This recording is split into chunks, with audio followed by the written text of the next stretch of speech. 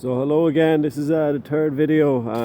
My experience, a little bit of my experience. Hopefully I'm just reaching out to those of you that are feeling suicidal, depressed, want to kill people, that sort of stuff, as a result of the wildfire.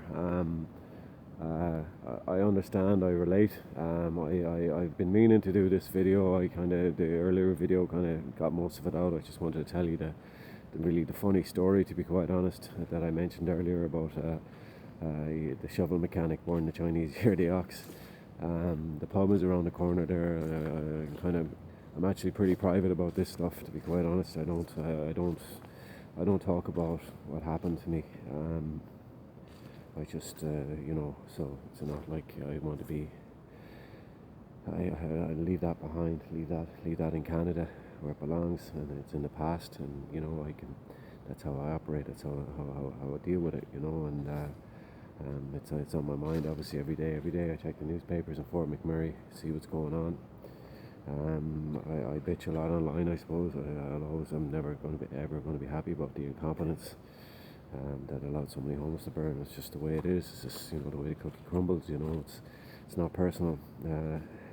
Bernie Schmidt, Chad Morrison, it's not personal. It's just. I don't want this. A lot of it, what happened with me, I don't want it to happen to other people. Especially. If anyone ever listened to what happened to me with the insurance and the realtors, so I know people don't really care. I think people don't care because when somebody's upset and cursing, I still think they should be listened to. There's a reason for that. I'm not normally insane.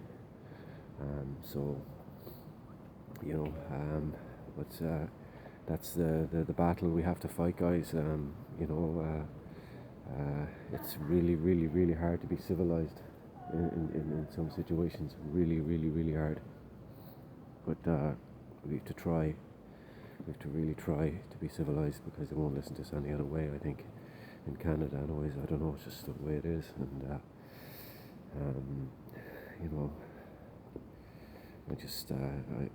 I don't understand the suicide thing myself. I've been low. Jesus, I didn't care sometimes if my form of suicide would have been different. Would have been someone defending themselves.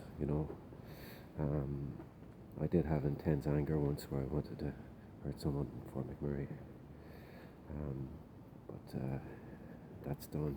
I'm glad I calmed down. It took me a couple of hours, but I calmed down. Fortunately, there's a 435 kilometer distance between himself and myself. He's a family man. He was hurt as well. I offended the fire department. His friend worked at the fire department. All you guys in the fire department and the cops, I think the world of you as individuals. I'm not thoroughly impressed with your bosses, the powers that be. I mean, what's his name? Darby Allen's recommendations have been ignored. The trees are still standing. Firefighters. I mean, I respect you guys, but if I had any say, you'd be out there chopping them trees down. Yesterday, you'd be on it. It's not rocket science to chop down a tree. You could have the truck parked close by. You could be ready to rock and roll if you had to do what you're meant to do. But just I'd have you guys busy. Your country is spiraling into crazy debt, and you're getting contractors to do things you could be doing yourselves. But whatever. That's not what this is about. This is about trying to get, I don't know if I'll inspire. I'd hate to think I'd depress anyone. I'd like to think you'd laugh. Jesus, something that people find funny, that is funny. I got a lot of, one of the shrinks recommended acceptance. You say to yourself, acceptance. I'm bad in lineups. I was in Timmy's one day, and I was acceptance. They were being a bit silly behind the counter and being slow and all that. And, training people, and I'm not always as patient as I should be in those situations. And I was really, really good. And I come out of Timmy's, and I see an S-Class Mercedes like I had, and that I'd lost in the fire. And the acceptance didn't work there. I threw my hat on the ground, sort of fucking like a little baby, beating the hat into the ground, cursing, swearing. You want to see the face on your one. So I walk in the opposite direction down towards Jasper Avenue, and Along comes the Mercedes again. I'm going to flip a little bit, no one's looking at me, what the fuck is wrong with him, but these are things, you have to laugh at these things. I didn't find it funny at the time. Them cars still upset me, particularly I'm all in a weight, when I've done 07, 08, it just drives me mental when I see them a little bit, but you have to accept it, whatever, I'll get another one someday, whatever, something like it, no one was hurt, I suppose. You feel foolish sometimes. Financial loss, financial ruin. Shouldn't do this to a person, but it does.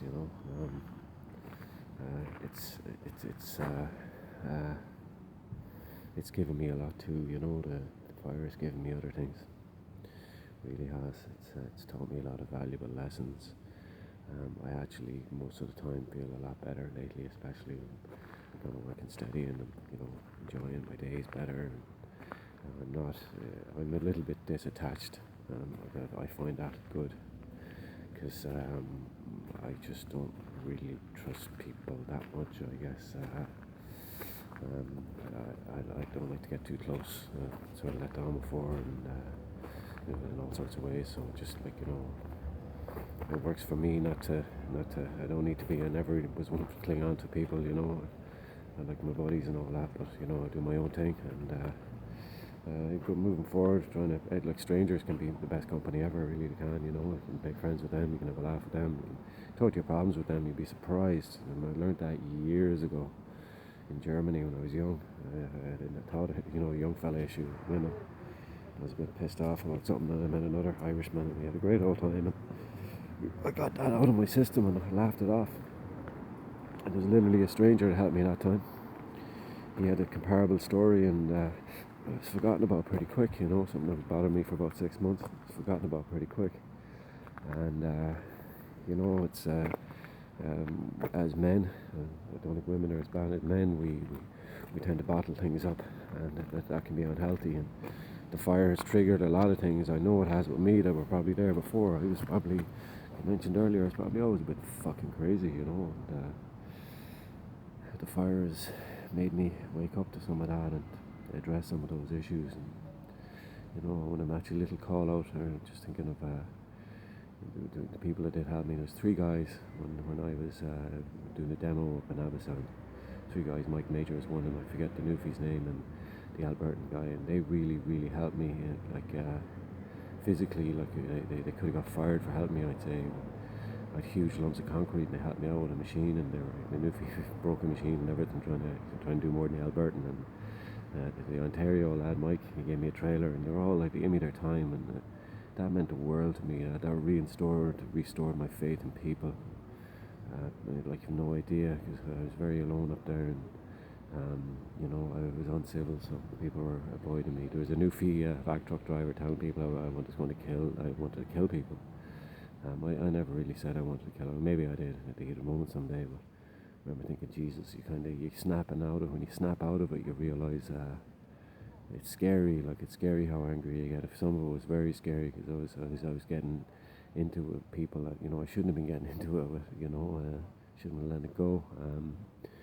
One call out. I don't have a lot of time. Never had a lot of time for politicians. The type of people that attracted that job. I was disappointed that Keith McGrath didn't take the job as a mayor, because I believe he is a leader. One day, when I was frantic, I wanted to speak to people in government, and I was run out of the mayor's office. Actually, I have a funny story. I'll get back to Keith McGrath thing. The day I was being thrown out of the mayor's office, the cops were there, and they used some brilliant reverse psychology on me. One of them said to me, "Why do you have to be so Irish?" I looked at him and I said, "Why can't you be more Canadian?" And I snapped straight out of it. I saw the humour in what he was doing. I thought he was absolutely brilliant. He's actually a face I won't forget. There was other faces I forgot. A really good guy from PI one day. I nearly got fucking one. Another cop nearly shot me. And I got mad at a security guard. And the PI guy was really good. So a call out to you, Keith McGrath. There were a lot of really good people that were just nice, and nice to deal with. That cop was, even the cops that arrested me that night were nice to deal with. They were all fine. I had no grievance with them. Major problems with your management, the whole lot of it, the way things are done. The new mayor is a liar. I wouldn't trust him for a second. I don't know what he knows about it. you know, he might be a nice guy and all that, but he strikes me as being a big sheep or a minion or something. No offense there, Mr. Scott, but I want to see you step up. I want to see some changes. There's a lot of us just because we curse, really should be listened to. You know, we have grievances. I don't want things that happen to me happening to other people. It's always why I spoke out. It's why I wanted to speak to Melissa Blake. You know, not personal against her. I just, at the time of crisis, she wasn't sort of the leader we needed. I don't think we have that in Canada. You got Justin Trudeau going down to Trump, and it's crazy. Like, going on to Trump, going on about trade, going to talk to Trump. I saw in the papers he was going to talk to Trump about fucking gender equality or some nonsense of people, the transgender equality. Jesus, Canada, like, you can't be at that crack with the likes of Trump. You need to send down someone like Danny Williams and straighten them fuckers out. Like, you can't be at that crack. And then Harper's gone on about it and being an idiot. Harper fucking went and they bought out 22% of fucking GM, and they moved all the jobs down south. I mean, you need aggressive leadership. You need people that call a spade a spade. And McGrath has a little bit of that. So nice. When I was all nuts, he was nuts too. He was giving out about the 17.5 million that was spent on the patio outside the radio station there, or whatever that place is called. You know, you had people going about the $2 million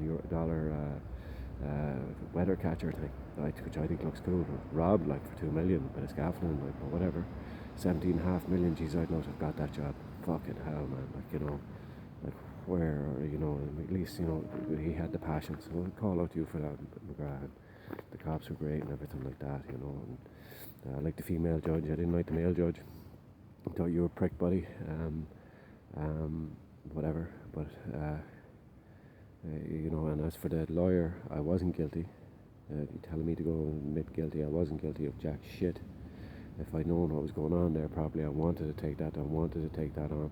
I wanted to fight my corner. Even though I'd have done the 6 months all day in a normal jail, nut house, no thanks, but a normal jail, fine, no problem with it. Like if it's a nuisance, and I didn't break nothing. You said I'm breaking things, I didn't break a damn thing. I didn't threaten anyone either. I was just fucking angry and putting signs up saying I wouldn't pay taxes. Why should I pay taxes, let things burn down? It's like crazy. But yeah, these are things. So it's kind of an apology as well. I still know I was out of order. I'm not stupid. So apologies all around.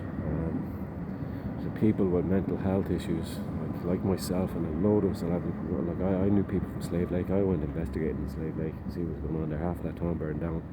I actually think a third town will burn down before someone gets some sense. And Darby Allen, all of you, I'm calling you to call a spade a spade. Start getting aggressive, because being nice is great, but it's not getting anyone anywhere.